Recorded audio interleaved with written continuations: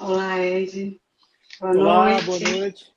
Tudo bem? Tudo bem? Como Prazer ter vamos? você aqui. Tudo Todo, jóia. todo meu. Então, vou falar aqui, né, com o pessoal. Dar uma muito boa noite.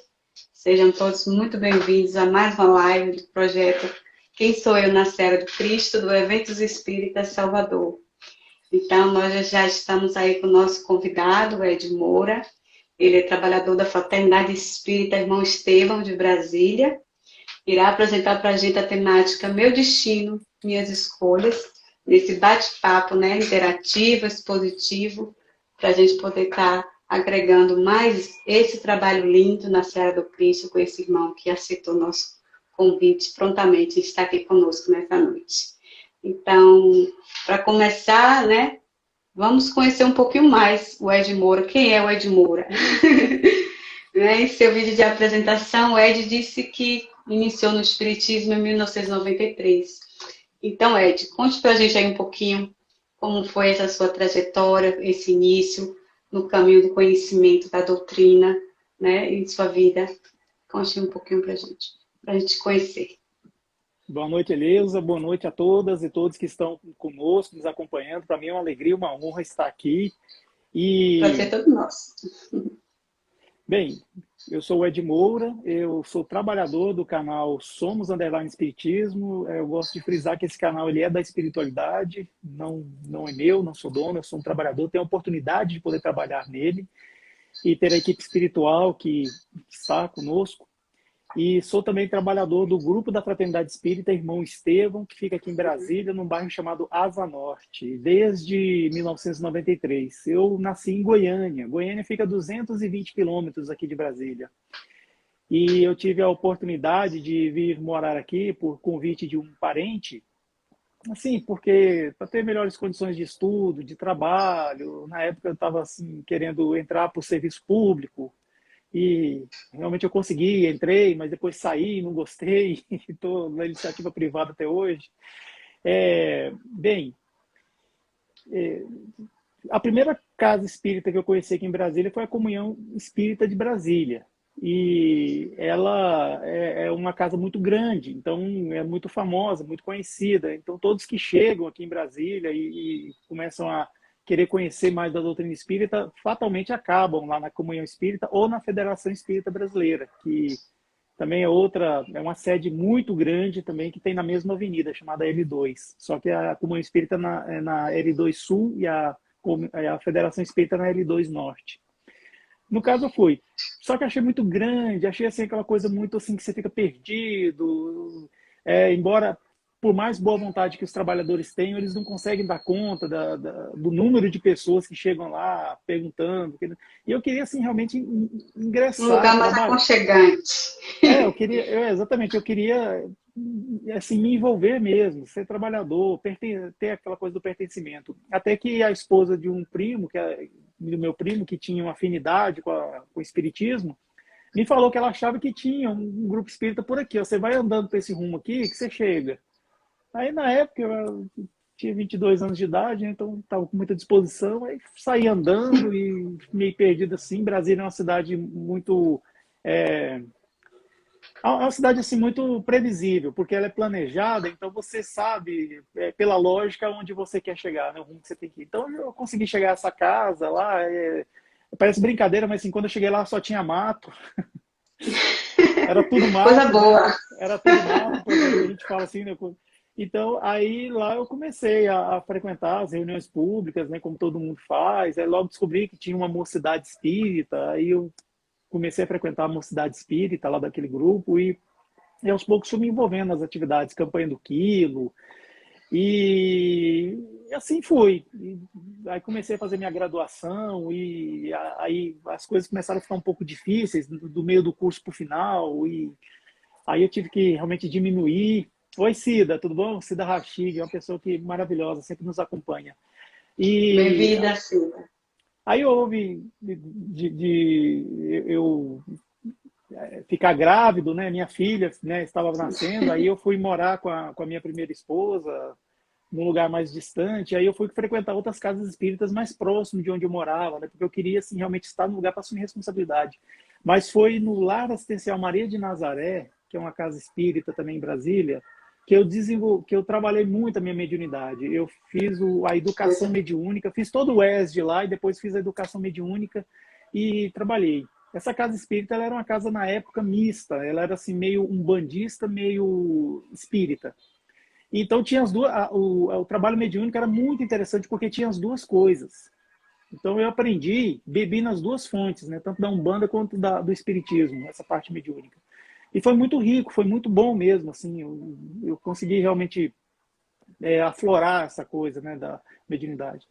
Até que chegou um momento em que eu precisei parar e a espiritualidade amiga entendeu isso, suspendeu em mim essa coisa, essa da mediunidade, assim, então eu não tive nenhum problema em me afastar dos trabalhos mediúnicos, porque não era por má fé que eu estava me afastando, e assim eu fui frequentando outras casas espíritas até voltar de novo para o grupo da Fraternidade Espírita Irmão Estevão, onde eu estou fazendo campanha do quilo, quando podia, né, que agora a gente está parado por causa da pandemia, fazendo palestras, trabalhando no posto avançado que nós temos, que é homônimo, tem o mesmo nome, fica numa cidade aqui chamada Paranoá, que é uma cidade mais afastada e tem uma grande região lá que é muito pobre e violenta, então nós tentamos trabalhar com aquela população para dar um alento, uma esperança, e assim a gente faz o que toda casa espírita faz, serve-se uma sopa, faz-se cursos, dá aulas de evangelização, quer dizer, em épocas pré-pandêmicas, né, aulas de evangelização infantil, agora tem um projeto lá muito interessante que são as artesãs do Paranoá. Então, assim, é um projeto que Legal. foi feito por uma colega nossa lá, Meiriane Amaro, e inclusive ela esteve aqui conosco fazendo live lá no canal Somos Espiritismo, e assim, procurou empoderar aquelas mulheres para que elas tivessem uma fonte de trabalho, uma oportunidade de trabalho e uma fonte de renda também, muito interessante. Se a gente, Maravilha. quando essa live terminar, se alguém puder pesquisar, coloca lá Artesãs do Paranoá e vai encontrar a homepage deles. Legal. Você relatou também que no início, né, sofreu muito preconceito, né, que você percebeu esse preconceito com o espírita, né, e com o espiritismo, justamente também, né, que você começou numa casa que tinha, né, a doutrina da Umbanda e do kardecismo. Então conta aí pra gente, o que é que mudou desde então com relação a esse preconceito, que a gente sabe que é uma realidade no espiritismo muitas vezes, né? Então, assim, mudou isso aí, melhorou, o que é que houve? Olha só, nos anos 90, quando eu era membro lá da Mocidade Espírita Xavier de Barros é um dos poetas do livro Parnassus de Além Túmulo, e ele foi policial no Distrito Federal, quando era estado da Guanabara, no Rio de Janeiro. Então, nós fazemos a campanha do Quilo, nós da juventude, então a gente enfrentava, muitas das vezes, pessoas oriundas de outras religiões que realmente Discriminava. discriminava a gente, assim, eu diria até mais, maltratava mesmo, assim. Então nós distribuímos os saquinhos, que era simbólico para as doações, igual a campanha Alta de Souza faz. Aí a gente recebeu o saquinho de volta com coisas escritas, assim, trechos da Bíblia, falando do Apocalipse, falando de fogo, de morte, de vingança. Às vezes, quando não, que são prédios, né, que tem lá, né, na Asa Norte, prédios, né, eminentemente prédios. Então, assim, eram porteiros que não deixavam a gente subir porque nós éramos espíritas. Às vezes eram pessoas que realmente nos recebia e falava coisas assim rudes mesmo, e a gente não queria revidar porque estávamos no trabalho de caridade, estávamos com a espiritualidade, também não era o propósito do espírito a gente revidar essas pessoas, né? A gente E a gente combate percebeu o quanto que o trabalhador espírita, né, é perseverante, né, isso. e segue em frente E, às e a adversidades, me... a essas Uhum. questões, para poder até, né, chegar ao Isso. nosso propósito, que é servir ao Cristo, né? E E as olha, pessoas que não entendem, infelizmente, é, precisam também ter, né, o entendimento, o quanto é importante o e a, respeito às outras doutrinas, né? exato. E a melhor forma de você combater a ignorância é aquela pessoa que ignora. A melhor forma de você combater a ignorância é Sim, com a falta esclarecimento. do É, conhecimento. é com Isso. esclarecimento, é esclarecer as pessoas. E, se possível, usar palavras, né? Você esclarece também com os atos. E também com a grosseria, não. Grosseria, a melhor resposta para grosseria é o silêncio. Então, é o que a gente fazia. De tal maneira que a gente também foi vendo certas experiências. Quando surgiu uma novela com temática espírita, a nossa casa enchia e ficava cheia de pessoas lá na reunião pública que não tinha. A gente tinha Uma que sair, curiosidade. tinha que sair nos carros lá nas casas mais próximas para buscar cadeira, para colocar, para as pessoas poderem se sentar. Era muito interessante essa experiência. E tinha também, claro, os detratores, né, do espiritismo, aqueles que realmente acho que não entendem que o espiritismo ele não é bem uma religião, que você pode ser católico e pode ser espírita, você pode ser evangélico e pode ser espírita, você pode ser um bandista e pode ser espírita, budista e as pessoas infelizmente não entendem isso, né? Mas a gente tentava sempre deixar isso claro. Com Mas certeza. felizmente isso já passou. Hoje em dia nós vimos que temos um grande Há mais respeito. abertura, né? E Sim. isso foi, assim, eu não estou chorando as pitangas aqui, né? Não, é porque houve épocas que eram muito mais difíceis. Houve épocas que os A gente sabe espíritas como tinham, é. não raro, os espíritas aqui no Brasil tinham que ir para a delegacia prestar esclarecimentos, porque estavam fazendo reuniões espíritas, reuniões mediúnicas. Tem um livro da Mari Del Priori, que é o sobrenatural e o espiritismo. É do outro lado, o sobrenatural e o espiritismo. Ela relata isso aí, que no começo do século passado, nossa, era muito comum a polícia entrar em reuniões espíritas, quebrar os móveis, pegar as pessoas de uma forma muito rude. E tem uma muriçoca aqui. E aqui nos E, gatos. pois é, assim, tratar de maneira muito cruel, assim, muito dura, sabe? Assim, já foi muito pior. Esse Allan Kardec, gente, o que ele sofreu, aquele homem, né? Também. Sim. Ele E numa passou época por. mais difícil que a nossa, né? E o que dizer também dos primeiros cristãos, que na verdade eles iam Sim. lá para os coliseus morrer devorados pelos leões, né? Que dizer deles, né? Então, estamos bem, né, vamos Então, dizer assim, de é, certa forma, né? exatamente. Então, você falou aí, né, do canal Somos Espiritismo. Fala um pouquinho aí, para quem não conhece, qual é a proposta desse seu trabalho na Senhora do Cristo aí, com o Somos Espiritismo? O canal Somos Underline Espiritismo ele foi criado inicialmente no Instagram, em meados de 2018. Nós ficamos muito influenciados com os canais que que já tinham surgido naquela época, como por exemplo Meninas Espíritas, Coaching Espírita, é, os Amigos da Luz, Espirituosos, enfim. E também foi a época que a plataforma YouTube começou a oferecer condições para a gente assistir palestras de mais de uma hora, assim, com Haroldo Dutra Dias, Divaldo Franco, Rossandro Klinge. Então, isso realmente fervilhou na cabeça da gente, essa ideia. Aí a gente matutou, conseguimos esse nome, veio por inspiração, né? Somos Espiritismo inicialmente, aí depois a gente viu que quando entra assim fica meio difícil para ler, aí colocamos um underline para facilitar a leitura daquele que está, né, conosco.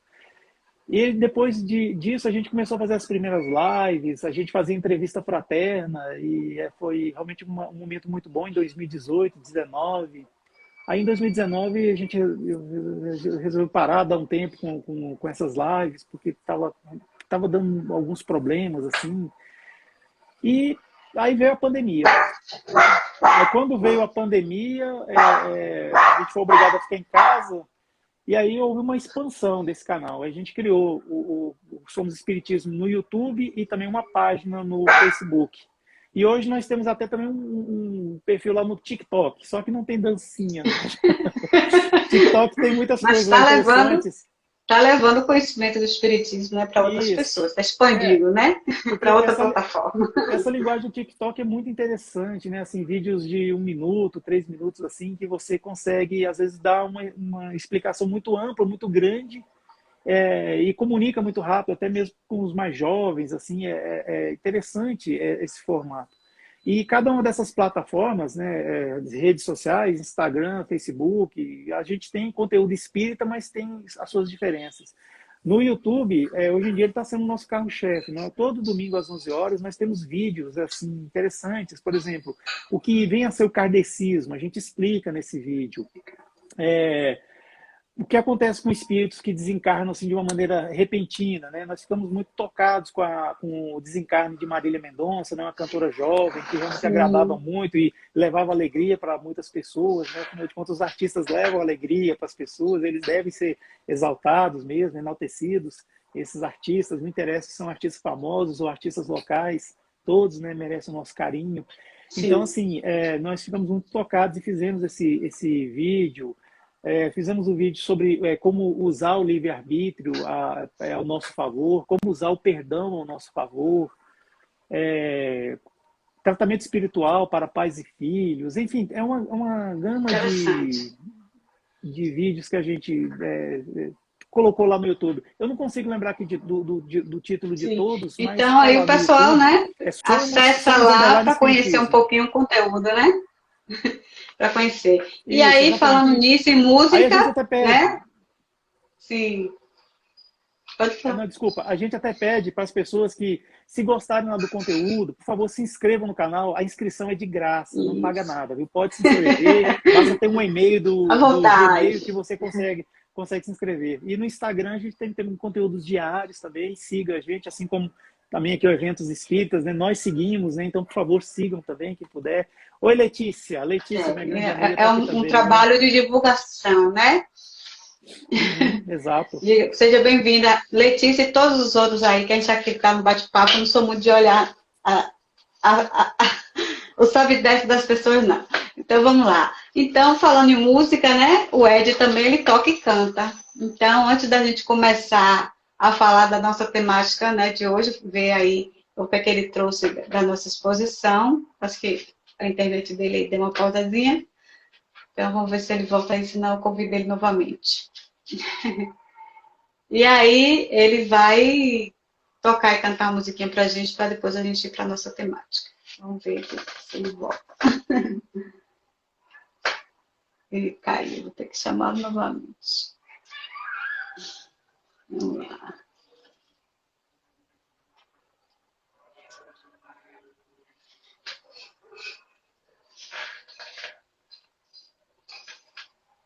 Vamos esperar um pouquinho ele retornar, né? E aí, Olha, voltou. vou falar a verdade, não foi a internet. Eu que fiz alguma coisa errada aqui e Ah, caiu. sim. Tranquilo, faz parte. Então, eu estava falando aqui, né, que já que a gente está falando de música, que você também toca e canta, né, que é uma grande contribuição para o reino de nós. Então, antes da gente começar aí com a nossa temática definitiva, você cantar um pouquinho para a gente aí, uma musiquinha, para a gente poder se elevar. Certo. Você consegue me ouvir? Sim, estou ouvindo perfeitamente. Então tá. Tem uma cantora chamada Marielza Kiscati, não sei se você já ouviu falar.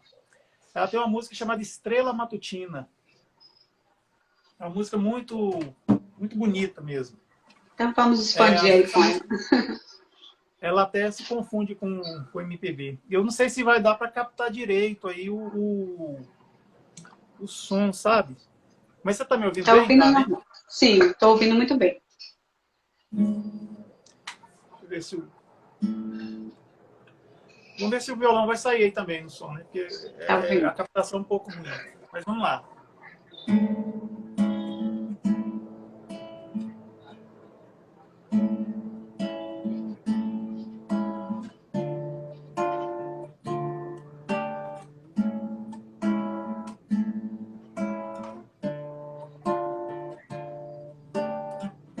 Seu coração é uma estrela matutina de suave luz que clareia e ilumina. Olhe para dentro de você, descubra o brilho do amor. Acenda a sua candeia e faz nascer uma nova manhã. E faz nascer uma nova manhã.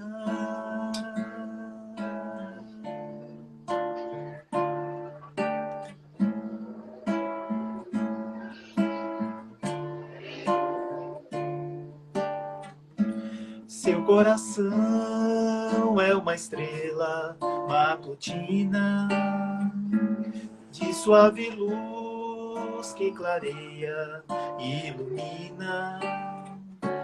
Olhe para dentro de você, descubra o brilho do amor. Acenda a sua candeia e faz nascer uma nova manhã. E faz nascer uma nova manhã. E faz nascer uma nova manhã. Legal. Obrigada. E que canção tão linda, não é? Vou pesquisar ela depois para ficar ouvindo. Então, nossa última pergunta. Linda. Nossa última pergunta com relação ao seu trabalho. Quando foi que você se tornou expositor? Quando foi que você começou a ser expositor? E que a gente já sabe que você trabalha, né, trabalhou com acho que ele caiu de novo. Com as cestas básicas, né? Essa questão de auxiliar as famílias. Que outro trabalho você desenvolveu ou desenvolve dentro da Seara do Cristo? Ouviu? Você me ouviu, Ed? Tá cortando. Tá cortando? Vou repetir, tá ouvindo agora? A sua internet é.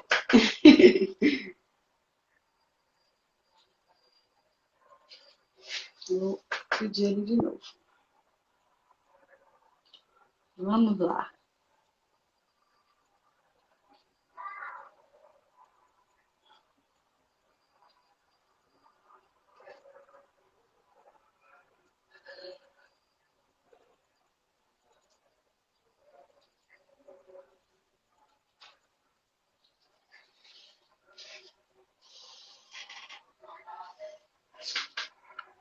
Aguardar ele retornar um pouquinho. Aguardar só um instante. Agora demorou ele retornar. Aí, Oi. Sim, aí tá ouvindo bem? Sim, tô te ouvindo bem, sim. Bom, eu tinha perguntado assim, quando foi que você começou a trabalhar como expositor espírita, né? E além daquele trabalho que você falou inicialmente, que outro trabalho você desenvolve na Seara do Cristo, né? Já tem um canal, mas assim, dentro da sua casa espírita, você já fez um outro trabalho ou faz, né? Dentro da Seara? Olha, palestras, exposição espírita, se não me engano, eu comecei mais ou menos em 2004. Foi quando eu fiz a minha primeira palestra. Eu estava já no Lar Assistencial Maria de Nazaré, Lamana. E aí depois eu comecei a fazer palestras em várias outras casas, aí começou a ter as indicações e aí assim, é que na vida da gente tem os altos e baixos, né? Então houve momentos que tinha que parar, concentrar em certas coisas e assim foi. Cada casa espírita que eu passei, eu tive experiências diferentes. Eu frequentei uma chamada Voluntários da Paz, que fica numa cidade chamada Ceilândia, aqui no Distrito Federal, e lá a gente fazia muito culto do Evangelho nos lares, implantação, né, de culto do Evangelho nos lares. Então aprendi bastante mesmo com isso. A parte mediúnica foi no Lamana, Lar Assistencial Maria de Nazaré. Frequentei um grupo chamado Grupo Fraternidade, aqui em Brasília, fica na Asa Sul, e lá eu atuava no atendimento fraterno e na biblioteca também. E já no grupo Irmão Estevão foi realmente assim, foi muito bom, porque tinha os estudos, eu trabalhei na parte da evangelização, evangelização de pré-juventude ou pré-mocidade, né, como queiram. Trabalhei na evangelização de crianças também, isso foi muito bom. E até recentemente eu estava também na evangelização da pré-juventude. Aí eu pedi desligamento devido aos compromissos que eu vou assumir. A gente vai voltar em fevereiro com a campanha do Quilo e eu serei o coordenador. desse trabalho, a campanha do Keila como se fosse a campanha Alta de Souza, né? Como muitos conhecem. E assim, trabalhos dessa maneira, né? Eu estou tentando lembrar aqui, mas é isso mesmo. Tá ótimo. Nunca, Já situei bastante, né? Como é importante aquele trabalhador dedicado, né? Para desenvolver tantos trabalhos importantes dentro da casa espírita, né? E assim como você fez, outros vão chegando, outros vão saindo, e assim vai se revezando para que o trabalho não pare. isso. Então, agora que a gente já conheceu quem é o Ed Moura, né? Dentro da Seara do Cristo, a gente vai agora, né, silenciar um pouco, pedir aos mentores, à superioridade, que venha a instruir, influenciar, auxiliar nosso irmão Ed nas perguntas e respostas com relação a esse tema tão importante, que ele possa trazer para a gente algo novo, que cada um que explora e expõe uma temática traz a sua essência. Nós vamos receber agora toda a essência de Ed Moura, através dos seus conhecimentos a respeito dessa temática.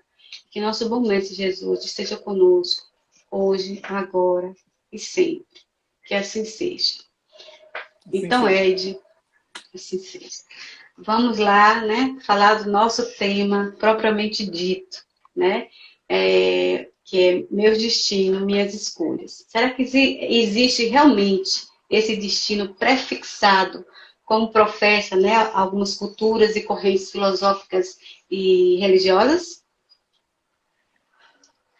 O entendimento que se tem das religiões tradicionais é que realmente assim, Deus determina tudo e a gente simplesmente tem que obedecer. Acatar. Só que aí, com esse entendimento aí, é que surge também a percepção de que nosso Deus é um Deus cruel, é um Deus vingativo, é um Deus punitivo, um Deus assim que, embora esteja escrito lá em João, Deus é amor, que de amor não tem nada. Aí dá vazão para o materialismo das pessoas, que muitas das vezes se dizem ateus, que são os ateus, porque eles não concordam, na verdade, eles não concordam com esse Deus que as igrejas tradicionais pregam. Só que a gente vê que não. É um Deus ortodoxo, né? Um Deus inflexível, tudo é a ferro e a fogo. E aí a gente vê que realmente quem ganha espaço nisso aí é o materialismo. São as pessoas que pregam o materialismo, enfim, esses que têm essas teorias. O niilismo, que é uma forma de não acreditar em nada, que é uma corrente filosófica. Enfim, o existencialismo, por aí vai. Dentro do materialismo a gente tem essas correntes filosóficas aí. Só que a gente vê que acreditar nisso realmente duvidar da bondade de Deus, porque Deus, sim, ele é todo sabedoria, ele é todo poderoso, mas ele é todo justo, é todo bom e todo amor também. Nós não podemos duvidar. Nós devemos sempre imaginar que as coisas acontecem, não são assim determinações de Deus invariáveis, não. Deus criou as suas leis, existem as leis, e essas leis, elas nos regem. Quanto mais nós nos afastamos dessa lei, nós estamos, digamos assim, estamos entrando no que chamamos de mal. E quanto mais nós nos aproximamos das leis de Deus, nós estamos nos aproximando do que chamamos de bem. Vamos dizer assim, para ficar mais claro as coisas.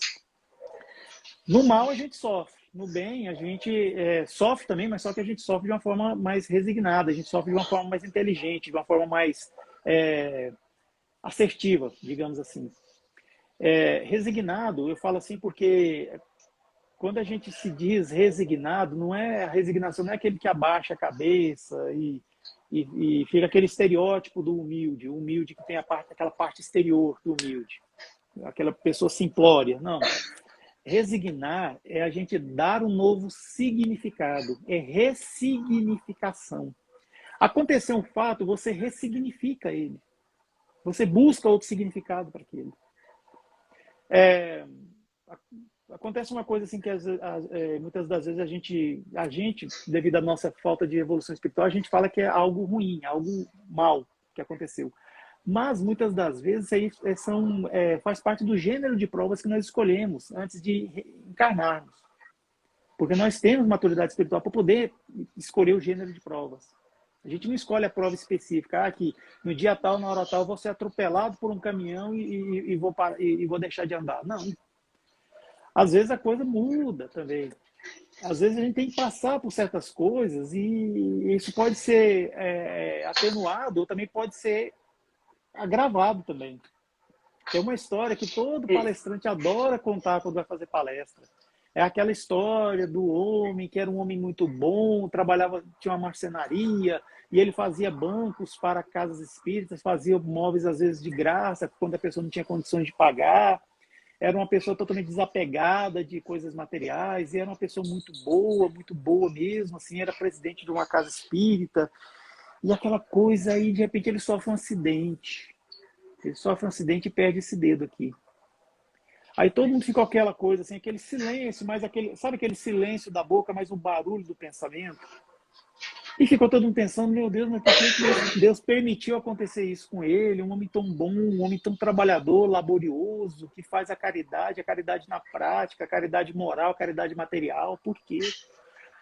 Aí a espiritualidade vendo que isso estava, digamos assim, causando burburinho, veio uma mensagem psicografada para ele. E para todos lá, né? De que esse homem, na verdade, em vidas passadas, ele era um senhor de engenho, ele tinha escravos sob o seu comando. E, certa feita, um escravo lá que ele julgava preguiçoso, ele empurrou esse escravo lá no engenho e o braço do escravo entrou naquelas duas rodas que ficam fazendo assim, e o bago da cana vai no meio, né? E o braço dele entrou. Aí ele perdeu todo o braço, aquele escravo. E depois, passou um tempo, esse escravo desencarnou. E, assim, era um bom escravo, era um bom espírito, vamos dizer assim. Então, ele veio com essa proposta de perder o braço nessa vida. É ele que escolheu o gênero dessa prova. Só que ele estava performando tão bem na caridade, no bem, que a espiritualidade resolveu assim, não, vamos abrandar isso aí. Ele tem que passar por isso, mas vamos abrandar, porque ele está indo tão bem. Perdeu um dedo. E falando nisso, né, algo que foi planejado ainda na erraticidade, a gente realmente pode mudar, né? No caso aí, a situação foi abrandada, mas aconteceu. Mas a gente pode mudar? Sim. Olha só, às vezes a gente pensa assim que o destino e o livre-arbítrio são coisas separadas. Não, mas eles coexistem. Destino e livre-arbítrio. Livre-arbítrio é a liberdade de agir ou não agir. E o destino, né, destino é destino. Mas a gente tem que dizer o seguinte, que o destino é feito por nós. Nós é que fazemos o nosso destino. Veja bem, se uma bela manhã eu resolver que eu não vou mais levantar da minha cama, eu vou ficar deitado, não vou fazer mais nada, até certo ponto as coisas vão vir para mim. Mas vai chegar um momento em que não vai mais. Vai chegar um momento em que, depois de passar algum tempo, possivelmente eu até vou me ver sozinho. Aí não vou ter as coisas. Isso é uma lei, faz parte das leis de Deus. É a lei de progresso. Se eu quero progredir dessa maneira, eu vou progredir. Só que isso vai ser ruim para mim. É aquela velha história. É impossível eu colher maçãs plantando sementes de limões. Então é isso. A lei de progresso, também de acordo com a lei de trabalho. Se você trabalha, se você faz a coisa assim que você quer, você vai alcançar. Talvez até não nessa vida, mas em outra vida. E convém também a gente também estabelecer bem os objetivos. Então, dessa maneira, a gente diz que nós podemos arbitrar sobre o nosso destino, fazê-lo da maneira correta. Se eu começo a tratar as pessoas mal, começo a ser uma pessoa arrogante, uma pessoa que para nada está bom, e eu estou sempre criticando, não vejo o lado bom, vai chegar um momento que eu vou ficar sozinho. Infelizmente, tudo bem que que até acontecer isso aí, muitos bons espíritos, muitos anjos até vão vir e vão se encontrar comigo para tentar me alertar que eu estou tomando uma atitude errada. Eu falo anjos encarnados mesmo, viu? Mas só que se eu não der ouvidos, é igual meu anjo da guarda, ele está aqui comigo. Ele fala para mim o que seria interessante eu fazer. Mas se eu não dou ouvidos, ele se afasta. Se afasta. Aí dá margem para quê? Para outros virem, né, do mundo espiritual e fazer o que fazem, né? E o que faz nós homens encarnados, né? Reconhecer que estamos trilhando um caminho que não é muito expansivo, que nos faz perceber, acordar, como falam, né? Acordar para a vida. É a maturidade biológica ou é a nossa condição evolutiva? A condição em que a gente se encontra. A condição evolutiva espiritual.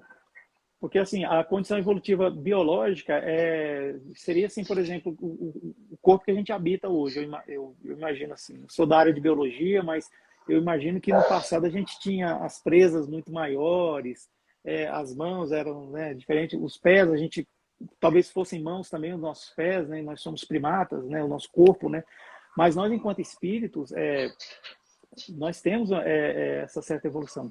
Tem uma frase que diz assim que o homem é produto do meio, né? Essa frase é muito conhecida aí, mas só que muitas pessoas, a pessoa que fala isso, ela esquece que o homem também é produtor desse meio.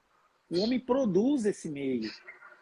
Então não é algo assim que está arbitrário que vai acontecer tal coisa. A gente não pode dizer que uma pessoa que nasce numa comunidade pobre, numa favela, ela vai ser um bandido, ela vai ser alguém que vai cair para o mundo do crime. Não. A maioria, mas a maioria mesmo das pessoas que vivem nas comunidades, nas favelas, são pessoas honestas, pessoas que trabalham, acordam de manhã cedo, batem ponto, às vezes trabalham como freelancers, vendendo coisas na rua, mas tem um trabalho honesto. E também, assim, se a gente for pegar a parte desonesta que existe, em qualquer segmento da sociedade a gente vai encontrar. Não tem uma classe social que tem essa, digamos assim, se eu posso chamar de privilégio, né? Acho que é até um absurdo falar isso, que são os criminosos. A gente encontra esses criminosos em todas as classes sociais. O que acontece é que nós, enquanto sociedade, a gente dá um tratamento diferenciado para esses criminosos. Né? Nós damos, sim, nós fazemos isso, infelizmente. Mas eu ia falar outra coisa que mas me escapuliu. Tranquilo. Acho que é muita pergunta, né, Ed? Não. Isso foi combinado previamente. Essa liberdade de escolha, né, que a gente tem, que foi concedida por Deus, para alguns é visto como uma bênção, uma dádiva, né? E outros veem isso como um castigo, né? Porque Deus fez isso comigo, né? O que é que o Espiritismo diz com relação a isso? Né? Essa percepção de cada um. Vamos responder com uma comparação bem bem tranquilinha mesmo para se entender. Adoro falar de escolinha, a escolinha da professora, aquela professorinha bem clássica mesmo. Você imagina que nessa escolinha tem uma classe lá inicial que tem lá os alunos. Aí tem aquele aluno diligente que faz as suas tarefas, que procura aprender, procura respeitar o que o professor fala, procura sempre levar em conta tudo que ele aprende e faz os seus estudos individuais, né, as chamadas tarefinhas de casa. E, enfim, é dedicado, é diligente, é dedicado. Aí você tem também aquele aluno rebelde, que já não respeita tanto o professor, que acha besteira o que está sendo ensinado, que ele vai para a escola porque ele é obrigado. E assim, vive aquela vida dele. Quando vem a prova, o aluno diligente, o aluno dedicado, para ele chega a ser uma diversão aquela prova. Porque ele sabe. Então ele faz a prova, termina logo, vai embora para casa, vai descansar, vai fazer o que ele... Já aquele outro aluno, talvez ele até demonstre assim, que não está nem aí, está fazendo chacota, aquela coisa, mas no fundo, alguma coisa está chamando a atenção dele, assim, olha, você não fez o que tinha de fazer agora, você não sabe o que fazer diante dessa prova, você não sabe como fazer. Então Então, assim, claro, ele vai disfarçar, não vamos ser assim, aquela coisa maniqueísta também, que ele vai ficar chorando. Não vai chorar, ele vai fazer chacota, ele vai fazer piada, aquela coisa. Aí chega um momento em que esse aluno diligente, que é a lei do progresso, que a gente não pode viver fora dessa lei, ele vai progredir, ele vai para outra série, ele vai ser promovido. vai passar de ano, como a gente fala, né? Já aquele outro aluno rebelde, renitente, tudo, ele vai ficar retido, porque ele não fez o que tinha de fazer. Seria até um crime da professora promover esse aluno, porque se ele não sabe nada, como é que seria isso? Então, o que acontece? Ele é retido. Aí chega um momento em que ele vai também, continua com aquela postura dele, vai chegando os alunos novos, e ele vai crescendo, vamos dizer assim, né? Vai ficando grande, e aqueles alunos pequenininhos, chega uma hora que ele começa a se sentir envergonhado, aí vem aquele arguilhão da dor e toca ele. Aí chega um momento em que ele, no íntimo dele, ele desperta para a consciência e fala assim, não, eu vou fazer a coisa certa agora, eu vou me dedicar. Então ele começa a querer correr porque ele quer alcançar os colegas dele, porque tem colegas dele que já estão lá na frente, alguns ele não gostava não, né? Mas outros ele gostava demais. Só que está lá na frente e ele quer alcançar. Então aí que começa a vir para ele assim essas coisas assim que vai fazê-lo, digamos assim, entre aspas, sofrer, mas ele está sofrendo consciente de que ele vai alcançar o que ele quer. Aí é aquela história, esse aluno que ele fica adulto, aí ele vai fazer um curso de alfabetização, vai trabalhar durante o dia e estudar à noite, fazer um curso de alfabetização. Quer dizer, isso aí é um sofrimento. Por quê? Porque a liberdade foi dada para os dois lá atrás. Só que um aproveitou a liberdade. Então, assim, para ele foi foi uma dádiva essa liberdade. Já para o outro, nossa, foi uma escravidão, um sofrimento. Por quê?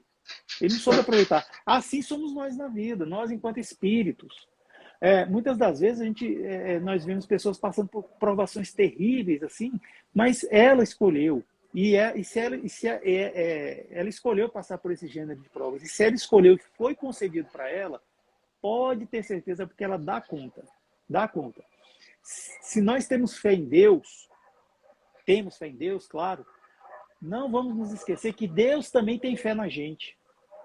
Deus tem fé em cada um de nós. Por isso que a gente está passando pelo que nós estamos passando, porque nós pedimos. Nós somos um batalhão de arrependidos do mundo espiritual. Arrependidos de coisas que fizemos em vidas passadas e graças a esse bom Deus nós não nos lembramos. Nós somos abençoados, agraciados pelo esquecimento de vidas passadas. Então, cada coisa que nós estamos passando, lembra, não é maldade de Deus, não é porque Deus é impiedoso, é vingativo, é porque você está naquela coisa de que um parente seu pecou, aí isso é até a 7ª geração. Não, não tem nada disso. Não tem nada disso. Nós escolhemos passar por as coisas porque a gente quer evoluir. Uns querem evoluir mais rápido, outros querem evoluir no seu tempo. Uns já estão adiantados, outros ainda estão atrasados, mas todos estamos no mundo de provas e expiações. De certa forma, nós todos somos iguais. Pois se nós fôssemos diferentes, estaríamos em outros mundos. Existem os mundos de primitivos, provas e expiações, de regeneração, os mundos felizes ou ditosos e os mundos celestes. Então, se a gente está no mundo de provas e expiações, que é o segundo da categoria, é porque a gente é igual, de certa forma. Então, convém que a gente evoluir e, por que não, ajudar o coleguinha a evoluir também. O coleguinha está lá carregando a cruz, não vamos carregar a cruz para ele não, mas vamos colocar uma almofadinha lá ou no ombro dele para ele carregar a cruz. Sim, quando a gente vai para um grupo espírita e serve sopa, dá aula de evangelização, leva uma palavra de esperança, um acalento para o coração daquelas pessoas, a gente tá colocando essa almofada para a pessoa carregar a cruz dela. Assim como nós também estamos carregando a nossa. Quando a gente vê essas igrejas evangélicas aí que tem os cultos maravilhosos, aqueles louvores lindos, são pessoas que estão ajudando outras a carregar a sua cruz. Quando você vai na igreja católica e tem também aqueles cultos em que você vê a esperança se renovar, porque Nossa Senhora está presente e cobre com manto todas aquelas pessoas lá que estão sofrendo. Gente, isso aí é maravilhoso. Quando um padre ou uma pessoa infunde isso nas pessoas para elas acreditarem e terem essa fé, isso é muito bonito. Na Umbanda, quando algum caboclo, falando daquela forma simples, humilde, dá a bênção para o filho que está lá, e fala que tudo vai melhorar e dá aquilo não tem palavra para descrever, assim, por todos aqueles que estão trabalhando para manter aquele culto. Enfim, os caminhos para Deus são vários, mas chegam a um lugar só, a Deus. Então nós devemos sempre nos esforçarmos para ajudar, fazer a caridade material, mas também fazer a caridade moral, escutar, ouvir, e, enfim, ajudar. Fazer aquela almofadinha no ombro né, para o nosso irmãozinho conseguir seguir adiante. Exatamente. Né? E como você falou, a gente faz algumas escolhas, né?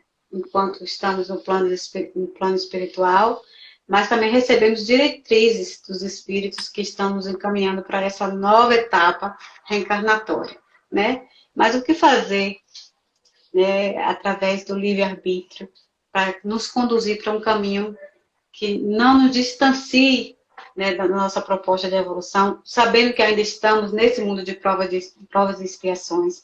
Esse caminho que você falou aí de estar servindo, não sei o quê, é esse o caminho ou tem uma outra porta? Qual seria? Botei a você agora na dificuldade. O lema dessa doutrina que nós abraçamos, que é a doutrina espírita, é fora da caridade não há salvação. Não há salvação. Nós poderíamos até dizer o seguinte, trocar a palavra salvação por evolução. Fora da caridade não há evolução. A gente pode se embrear na teoria, nos livros, aí virar a noite estudando, fazer conjecturas, enfim, virar doutor em espiritismo. Olha só que absurdo, hein? Virar doutor. Mas, se não tem a caridade, Paulo já dizia, né? Eu podia falar a língua dos homens, falar a língua dos anjos, mas sem caridade, eu ia ser um símbolo frio que ressoa sem valor. É porque foi trocada a palavra amor por caridade, mas não se engane, a palavra original é caridade, que está lá. Então a gente vê isso. Fora da caridade não há evolução. E sem evolução, a gente não vai parar de sofrer. O que realmente nos cura a gente do sofrimento, é a evolução espiritual. E dessa maneira, se nós queremos realmente crescer, sermos melhores, a gente tem que enveredar por esse caminho. A porta é justamente essa, a caridade. E quando a gente fala em caridade, sempre vem aquela imagem de uma pessoa pobre, maltrapilha, recebendo uma sopinha, né? Sim, isso é caridade também, claro. Mas a caridade também é quando você ouve a pessoa. E às vezes a pessoa que ninguém quer parar para ouvir. Isso é caridade. Recentemente a gente teve aqui em Goiás mais umas notícias tristes, né, de crimes, né, de um jovem que infelizmente assassinou a sua esposa grávida e assassinou uma criança de 2 anos. Pegou um carro, sumiu, fugiu. Esse jovem estava numa situação muito ruim, porque ele já era um criminoso, já estava, já não é mais, digamos assim, o chamado réu primário. Só que ele chegou numa casa e ele bateu lá na janela com a arma na mão e falou para abrir a porta que ele ia matar a pessoa que estava lá dentro. E era uma senhora muito simplória. Se não me engano, assim, pelo jeito, assim, a pessoa que tinha pouco estudo, mas de uma sabedoria incrível. Ela recebeu esse jovem, recebeu na casa dela. Ela não demonstrou medo, ele estava armado. Ela começou a conversar com ele, e ele assim, estava armado, mas ele também foi se desarmando do espírito também. Enfim, ela perguntou se ele estava com fome, deu de comer a ele. Perguntou se ele estava com sede, deu de beber a ele. E ainda por cima passou um cafezinho, que é uma coisa nossa, né? Que eu sou goiano, né? Assim, passar um cafezinho e tal. E esse rapaz, depois que ele viu essa coisa do amor, assim, que acho que ele, não sei se ele já teve experiências de amor na vida, mas acho que ele caiu em pranto lá, chorou.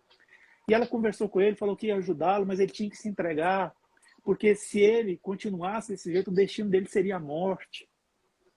E aí, como é que seria? Ele ia perder essa oportunidade, né? Que ele já estava fazendo coisa errada. Então ela conversou com ele, aí ela ligou, ela tinha uma cidade lá do interior que ela estava, uma cidade bem pequenininha. Ela ligou para o prefeito, falou que ele estava com ela, tudo. O prefeito até duvidou, ela tirou uma foto, mandou para o prefeito. Aí ela falou assim que ele vai se entregar, mas as condições são essas. Tem que ter um policial, não é para ninguém atirar, eu vou estar com ele. Se atirar nele, vai me acertar. Então, assim, nós vamos entregar, eu quero um advogado para estar com ele.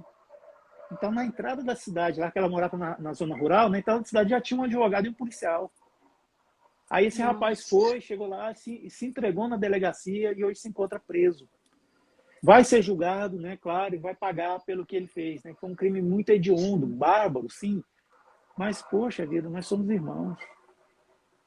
Que exemplo lindo Olha a dessa prova de jovem. caridade que essa mulher... Gente, Nossa, a prova de imenso. caridade que essa mulher deu. Se assim não fosse, a gente entraria na barbárie, né? Porque a reação nossa é querer realmente matar, estrangular, aquela coisa, tirar o animal que tem dentro da gente e jogar em cima do outro, né? Mas não, ela Sim. muito sábia, muito boa para negociar, conversar, ela conseguiu fazer tudo isso aí. E aí a gente E vê bem a diferença, né, entre a caridade por vaidade, servir para dizer que serve, e a realmente, né, de coração. Ela pois é, poderia estar ali com medo, com tudo, mas isso. resolveu o quê? Auxiliar para também favorecer aquele Mas olha ser que só, estava Geise, tão carente disso, né? olha só. Essa mulher, ela é católica, ela é evangélica, é espírita, ela é Não budista, importa. ela é muçulmana, ela é judia. O que importa? Essa mulher é muito Isso. semelhante àquela lá que tem no Evangelho, os infortúnios ocultos. Sabe? Tem aquela passagem lá no capítulo 13, se não me engano. Ela vai, sobe na mansarda, lá está lá uma família, ela entrega lá tudo que precisa, comida, roupas, aquela coisa toda. Depois ela vai no hospital onde o pai daquela família está internado, ele é o arrimo de família, fala, olha, sua família está bem, seus filhos vão para a escola aquecidos, tem comida lá e não vai faltar leite no seio da sua esposa para os pequeninos. Então, assim, você vê que a caridade 360 graus, assim, aquela coisa completa Sim. mesmo, sem vaidade, sem querer se... É aquela coisa, a pessoa ela quer estar bem com a sua consciência e com Deus. Pronto. Exatamente. Está servindo. Independente da Sim. sua crença religiosa, né? Da sua posição, do seu estado, não importa. A pessoa está realmente servindo ao Cristo, fazendo uma coisa dessa. E aí, nessas horas, eu também acho, você pensou um pouquinho comigo aí, que a bandeira religiosa não importa, né? Amor e caridade é amor e caridade, independente de onde essa pessoa se encontra, né? Aquela velha frase, que você sabe florescer onde Deus te plantou. Então, independente de onde esteja, que a pessoa possa realmente fazer essa ponte aí, né? Do evangelho verdadeiro do Cristo, né? Eu Então, quero, assim, a gente... eu quero assim, só a participação do Jefferson Mello, que ele está dizendo a palavra convence, mas o exemplo arrasta. E foi isso que a gente viu, Isso, realmente viu. Jefinho, Muito bom, exatamente. Jefferson. Parabéns. Realmente é isso que faltava a gente falar aqui. E foi o Exatamente, um que exemplo aconteceu. maravilhoso. A religião, Lindamente esse exemplo, a viu? religião é importante se ela realmente ajuda o ser a crescer e a evoluir. Se não, a Isso. religião ela perde Isso. sentido. Como a própria palavra diz, né? É o religare. É uma porta, é uma ponte onde vai te religar a Deus, né? Fazer você buscar o alto. Mas independente da nomenclatura, do credo que seja, o importante é que você tenha essa ponte com Cristo, né? Com Deus maior. E Então, não importa. eu acrescento que esse religar, ele também, ele acontece na vertical, entre a criatura e o Criador, mas ele acontece na horizontal também, entre nós. O Isso, religar onde entre se nós. mostra verdadeiramente, Não né? necessariamente Entre os não necessariamente seres, nós espíritas, nós filhos de Deus, um religar filhos de na Deus. horizontal também, tem que haver isso. Isso.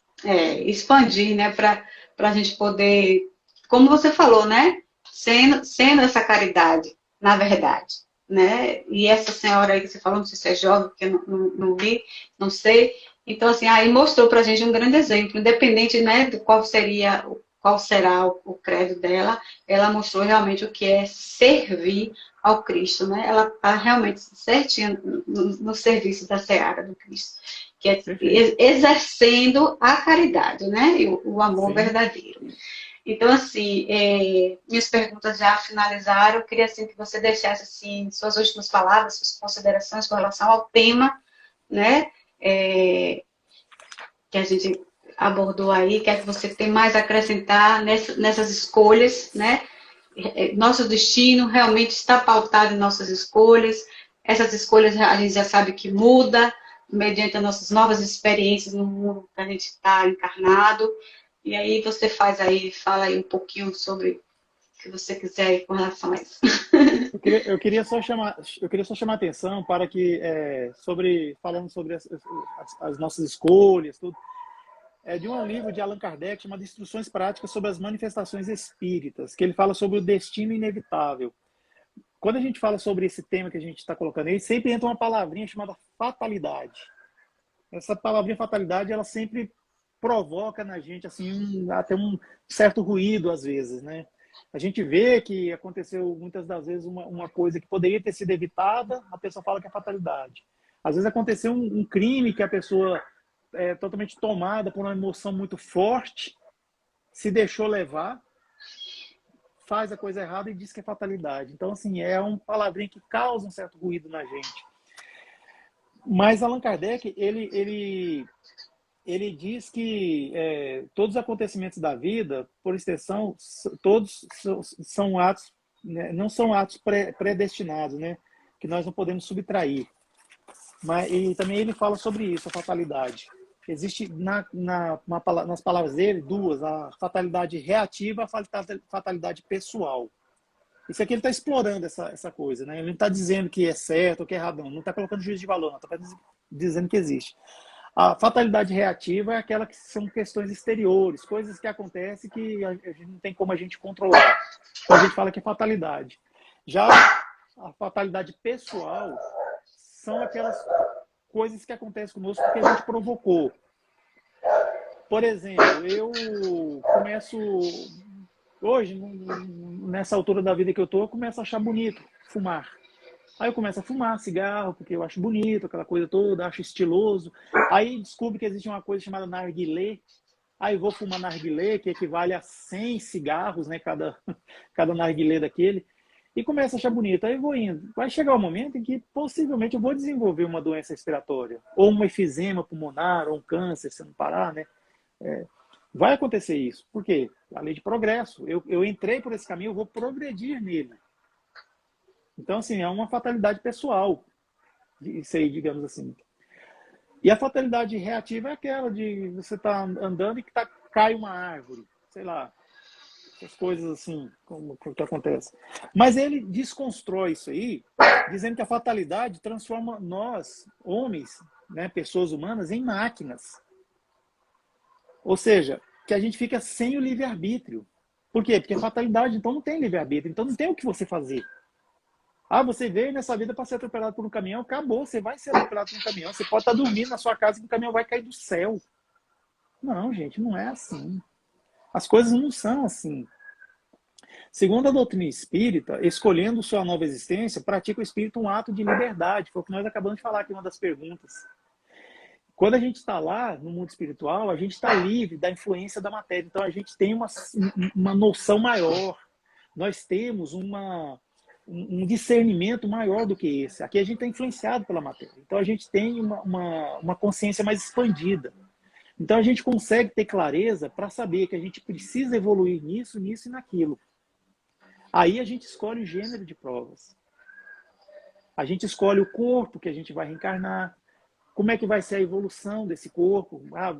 Quando criança vai ser assim, quando jovem vai ser assim, quando na vida adulta vai ser assim, aí na velhice vai ser dessa maneira.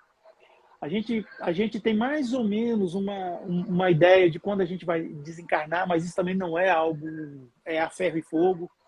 No dia tal, mês tal, do ano tal, na hora tal, você vai desencarnar. Não, não é assim. Olha só, o Chico Xavier, ele ia desencarnar muito antes do que em 2002. Só que ele estava performando tão bem, assim, aquela coisa toda. Deram uma moratória para ele viver mais. Aí descobriram que ele estava tão famoso, que se ele desencarnasse, naquele momento que ele estava no alto, no apogeu da carreira dele, mediúnica, ia acabar virando um símbolo para o espiritismo. Uberaba ia virar o quê? A Meca dos espíritas. E quase virou, viu? Quase virou. Hoje em dia ainda tem gente que vai lá e faz aqueles rituais estranhos, que não existem rituais no espiritismo. Tudo bem, virou um museu a casa do Chico Xavier. Isso é bom, isso é muito bom. Mas devemos lembrar que se ele desencarnasse quando ele estava naquele ponto alto, que era quando ele ia desencarnar mesmo, não ia dar. Por isso que ele foi dado uma pausa, ele teve alguns problemas de saúde, que aí ele deu uma pausa, assim. Aí quando o Brasil estava comemorando o pentacampeonato de futebol aí da Copa do Mundo, aí ele foi, né? Igual o Mineirinho que é, né? Saiu. Então, olha só, essas coisas assim, fatalidade é algo assim que tira da gente esse livre-arbítrio, essa condição. O livre-arbítrio em todos nós é um ato da nossa vontade, né? E não será fatalmente arrastada a fazer isso ou aquilo, nem a sofrer esse ou aquele acidente. Veja só, a gente tem que passar por certas coisas, certos gêneros de prova, mas pode ser de várias maneiras. Muitos de nós até escolhemos passar por essa pandemia, que ainda está aí, a pandemia ainda existe, não acabou a pandemia, ainda está. Mas muitos não tinham uma ideia assim, de como seria isso, que pandemia seria. Seria uma doença de pele, seria o que mas ia passar por uma pandemia. Pois a gente passaríamos pela prova do nosso egoísmo e do nosso orgulho. Saber como em que grau está isso, né? Alguns de nós, infelizmente, escancararam o egoísmo e o orgulho nessa pandemia, né? Alguns de nós fizeram isso, alguns dos nossos irmãos. Já outros não deram verdadeiras provas, que é o contrário, que é a caridade e a humildade, que é o oposto do orgulho e do egoísmo, a caridade e a humildade.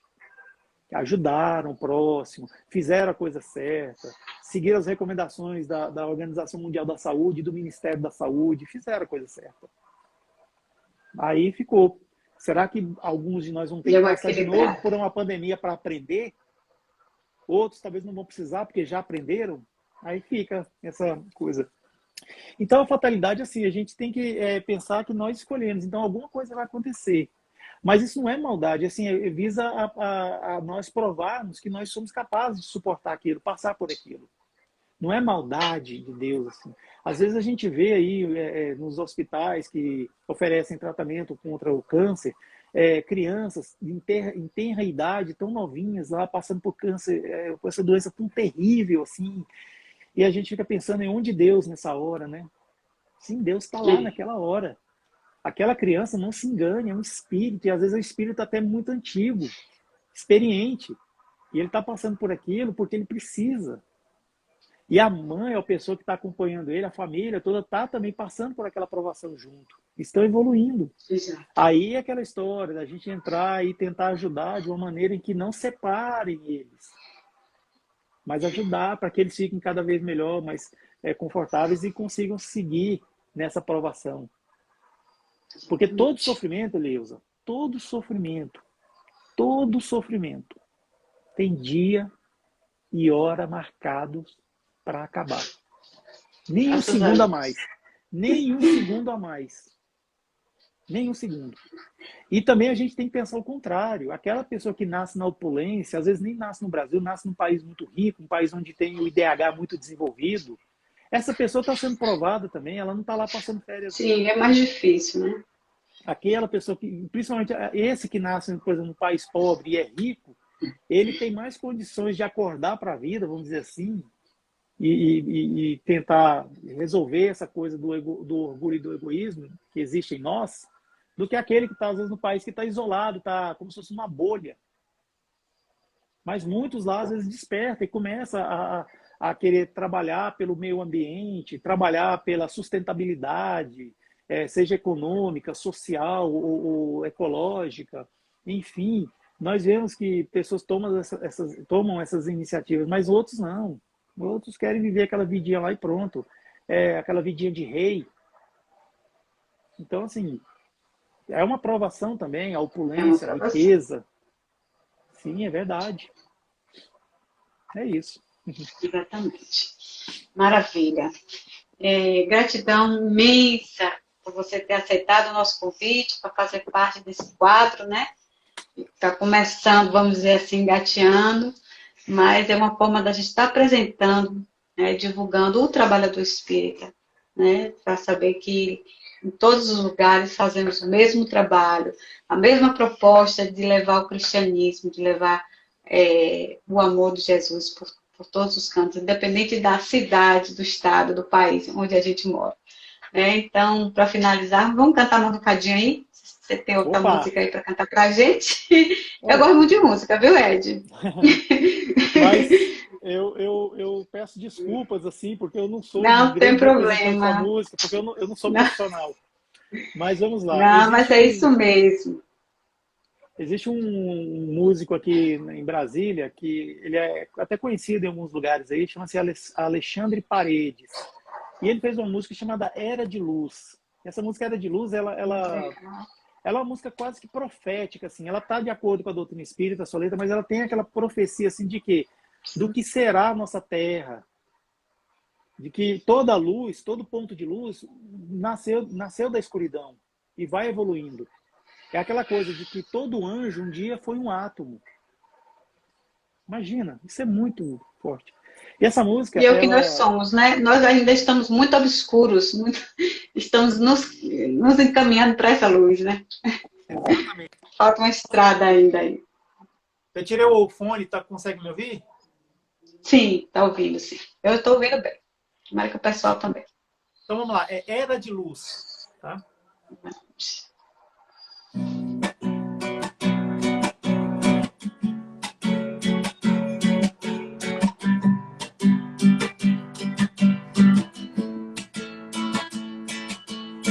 É sinal de uma nova era que virá, herdará a nossa terra quem tiver no coração a mansidão, o bem e o amor, deixa para trás a dor e a ilusão. O último bonde vai passar, levando quem não tiver em si a era de regeneração. Da escuridão nasce uma estrela, é nossa terra de amanhã. Deixa eu contar, não há nenhum segredo. Buscar a luz quem quer a luz. Toda luz nasceu um dia em meio às trevas. Se hoje a dor parece mais forte, é porque espera de todos nós a decisão de renovação, plantar a semente viva do amor. Da tempestade nasce a flor, e sem alarde há de surgir o bem, a verdade, a paz e a luz. Da escuridão nasce uma estrela, é nossa terra de amanhã. Deixa eu contar, não há nenhum segredo. Buscar a luz quem quer a luz. Da escuridão nasce uma estrela, é nossa terra de amanhã. Deixa eu contar, não há nenhum segredo. Buscar a luz quem quer a luz. Mas, amei. Buscar a luz quem quer a luz, né? Que a gente consiga fazer igual vagalume. Botar nossa luzinha ali e seguir nosso caminho. Tá bom, meu querido, muito obrigada. Se você se sentir à vontade para fazer a nossa prece de encerramento, eu lhe agradeço. Sim, posso, Então, posso sim, vamos posso. lá. Bom, eu gostaria então de pedir a todas e todos que estão conosco, e também aqueles que estiverem vendo a gravação dessa live, que se sentirem à vontade, fechar os olhos. Não que isso seja um ritual apenas para nos concentrarmos e assim realizarmos o religar e a religião, que é o religamento entre a criatura e o Criador, nosso Deus Pai Todo-Poderoso, Deus Mãe Todo-Poderoso. E também o religar que acontece entre nós, irmãos, na horizontal. E dessa forma agradecer por essa live, por esses estudos, por tudo que nós podemos aqui evidenciar, trazer nessa noite. Agradecer a espiritualidade amiga que esteve conosco, nos protegendo a nossa live, nos ajudando, nos inspirando. Agradecer a todos que estão aqui conosco, nós todos irmanados, que cada um receba um bocadinho dessas bênçãos, dessas luzes, que isso possa ser transmitido às famílias de cada um dos que estamos aqui e também dos que estão vendo essa gravação. E assim pedir para que o canal Eventos Espíritas Salvador continue levando essa luz como se, digamos, uma candeia digital, essa candeia que tem que ser colocada no alto para que todos, quando entrem no ambiente, vejam a luz. Muito obrigado pela oportunidade do trabalho, meus irmãos, que assim seja. Que assim seja.